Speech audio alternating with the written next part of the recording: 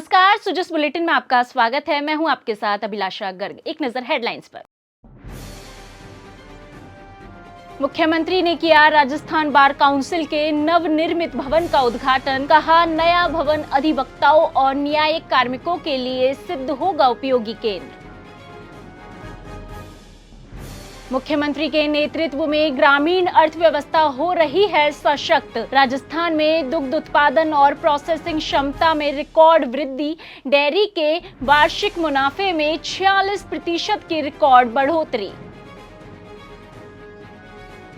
मुख्यमंत्री के नेतृत्व में रोडवेज की स्थिति में आया अभूतपूर्व सुधार। ऑपरेशन घाटा 1000 करोड़ से घटकर प्रति वर्ष 300 करोड़ पर पहुंचा। यात्रियों के लिए गुणवत्तापूर्ण परिवहन सेवाओं का हो रहा है निरंतर विस्तार। मुख्यमंत्री श्री भजनलाल शर्मा ने मुख्यमंत्री निवास से वीडियो कॉन्फ्रेंसिंग के माध्यम से जोधपुर में बार काउंसिल ऑफ राजस्थान के नवनिर्मित भवन के उद्घाटन समारोह में सहभागिता की। मुख्यमंत्री श्री शर्मा ने इस अवसर पर कहा कि राज्य सरकार न्यायिक बुनियादी ढांचे को सुदृढ़ करने और विधि समुदाय को बेहतर कार्य वातावरण उपलब्ध करवाने के लिए प्रतिबद्ध है। उन्होंने कहा कि आधुनिक सुविधाओं से सुसज्जित यह नया भवन न्याय व्यवस्था को और अधिक सशक्त बनाएगा और अधिवक्ताओं और न्यायिक कार्मिकों के लिए अत्यंत उपयोगी सिद्ध होगा। मुख्यमंत्री ने बताया कि राज्य सरकार न्यायिक संस्थानों की मजबूती और अधिवक्ता समुदाय के कल्याण के लिए निरंतर नवाचार और सुधारों पर कार्य कर रही है। उन्होंने विश्वास व्यक्त किया कि जोधपुर में बार काउंसिल का यह नया भवन विधि समुदाय के लिए उत्कृष्ट कार्य वातावरण और प्रेरणादायक केंद्र के रूप में अपनी पहचान बनाएगा।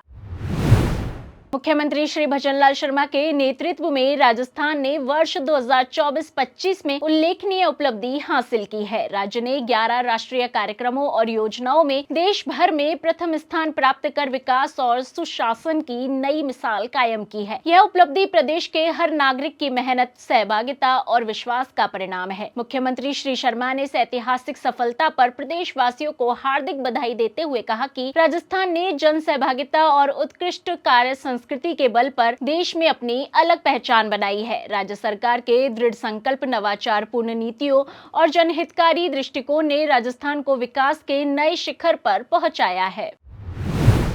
मुख्यमंत्री श्री भजनलाल शर्मा के नेतृत्व में राज्य सरकार किसानों की आय बढ़ाने और ग्रामीण अर्थव्यवस्था को सशक्त बनाने के लिए निरंतर कार्य कर रही है। मुख्यमंत्री श्री शर्मा की डेयरी क्षेत्र को दी गई विशेष प्राथमिकताओं और प्रोत्साहनकारी नीतियों के परिणाम स्वरूप प्रदेश में दुग्ध उत्पादन और पशु आहार का वार्षिक टर्नओवर 8000 करोड़ रुपए से बढ़कर 10,000 करोड़ रुपए तक पहुँच गया है। राज्य के डेयरी क्षेत्र ने अब तक के इतिहास में 46% वार्षिक मुनाफे की ऐतिहासिक वृद्धि दर्ज की है। पहले घाटे में चल रहे 15 दुग्ध संघ अब लाभ की स्थिति में है, जो ग्रामीण अर्थव्यवस्था और दुग्ध उत्पादक किसानों के योगदान का परिणाम है। बता दें कि राज्य की डेयरी प्रसंस्करण क्षमता 48 लाख लीटर प्रतिदिन से बढ़कर 52 लाख लीटर प्रतिदिन हो गई है, जिसे वित्तीय वर्ष के अंत तक 65 लाख लीटर प्रतिदिन तक पहुंचाने का लक्ष्य है। साथ ही पिछले एक वर्ष में 1000 नई डेयरी सहकारी समितियों का गठन किया गया है। 2000 संकलन केंद्र स्थापित हुए हैं और 1 लाख से अधिक दुग्ध उत्पादक किसानों को सहकारी नेटवर्क से जोड़ा गया है। पर्यावरण संरक्षण और ऊर्जा आत्मनिर्भरता की दिशा में 10,000 फ्लो टैक्सी बायोगैस प्लांट लगाने का लक्ष्य रखा गया है, जिनमें से 2500 से अधिक प्लांट स्थापित किए जा चुके हैं। मुख्यमंत्री श्री भजनलाल शर्मा की मंशा के अनुरूप डेयरी क्षेत्र में नवाचार, तकनीकी विकास और सहकारिता की भावना के साथ राजस्थान आज दुग्ध उत्पादन के राष्ट्रीय केंद्र के रूप में उभर रहा है। मुख्यमंत्री श्री भजनलाल शर्मा के नेतृत्व में राजस्थान राज्य पथ परिवहन निगम में बेहतर प्रबंधन, सुपरविजन और संसाधनों का प्रभावी उपयोग सुनिश्चित किया जा रहा है, जिसके फलस्वरूप सकारात्मक परिणाम सामने आए हैं। वर्तमान समय में रोडवेज का वार्षिक ऑपरेशन घाटा 1000 करोड़ वार्षिक से घटकर लगभग 300 करोड़ रुपए प्रति वर्ष ही रह गया है। मुख्यमंत्री श्री शर्मा के निर्देशों के अनुसार परिवहन निगम यात्रियों को बेहतर और सुरक्षित और समयबद्ध परिवहन सेवाएं सर्वोच्च प्राथमिकता के साथ उपलब्ध करवा रहा है। यात्रियों की अपेक्षा के अनुसार निरंतर परिवहन सेवाओं का गुणवत्तापूर्ण उन्नयन भी सुनिश्चित किया जा रहा है। बता दें कि उन्नत मॉनिटरिंग व्यवस्था और बेहतर ईंधन प्रबंधन के माध्यम से डीजल की खपत में कमी लाए जाने से परिचालन व्यय में बड़ी बचत हुई है। साथ ही 810 नई बसों की खरीद और 352 बसों को अनुबंधित कर रोडवेज के बेड़े और रूट नेटवर्क को मजबूत किया गया है। इससे रोडवेज सेवाएं यात्रियों के लिए अधिक लाभप्रद बनी है।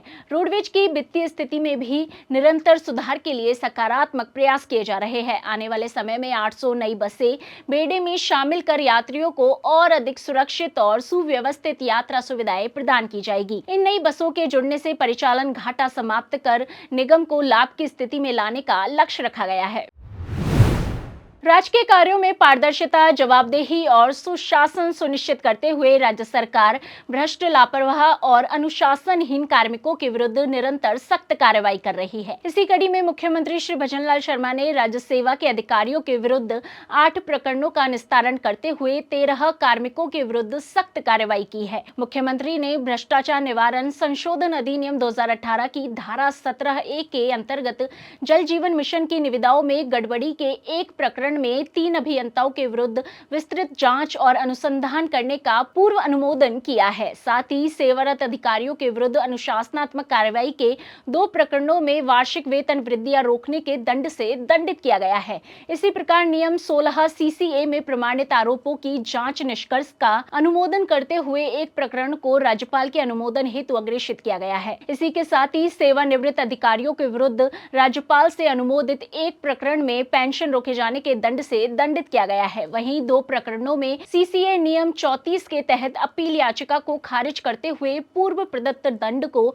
यथावत रखा गया है।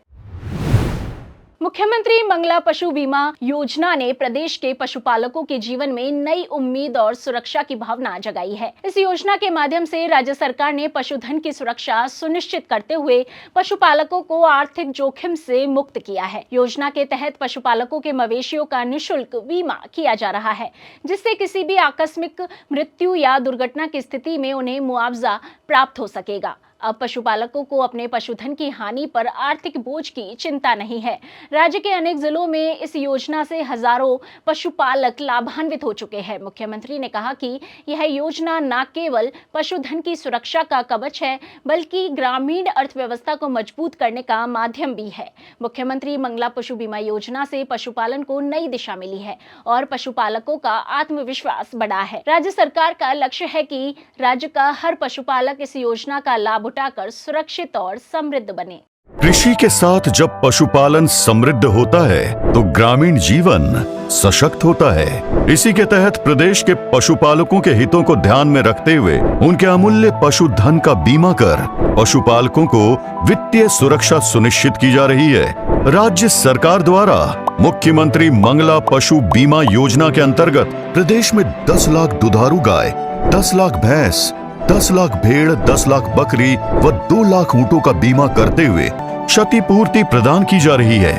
इस योजना के माध्यम से सरकार द्वारा लगभग 9 लाख से अधिक पशुपालकों के लगभग 20.30 लाख पशुओं का पंजीकरण किया जा चुका है, जिससे पशुओं की देखभाल आसान एवं पशुपालकों का जीवन चिंता मुक्त हो रहा है।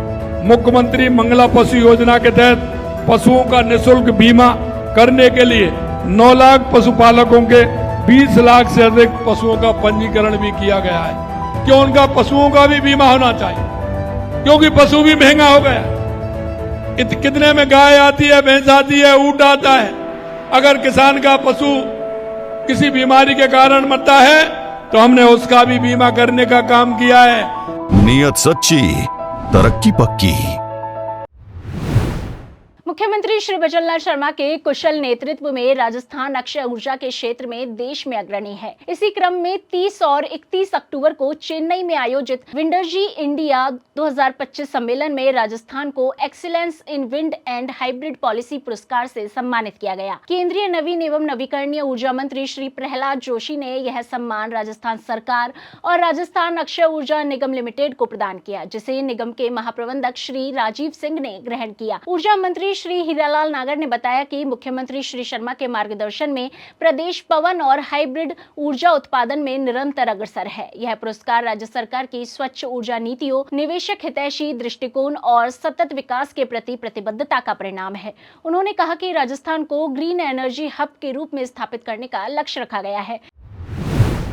जिस बुलेटिन में आज के लिए इतना ही, फिर होगी आपसे मुलाकात। तब तक के लिए नमस्कार।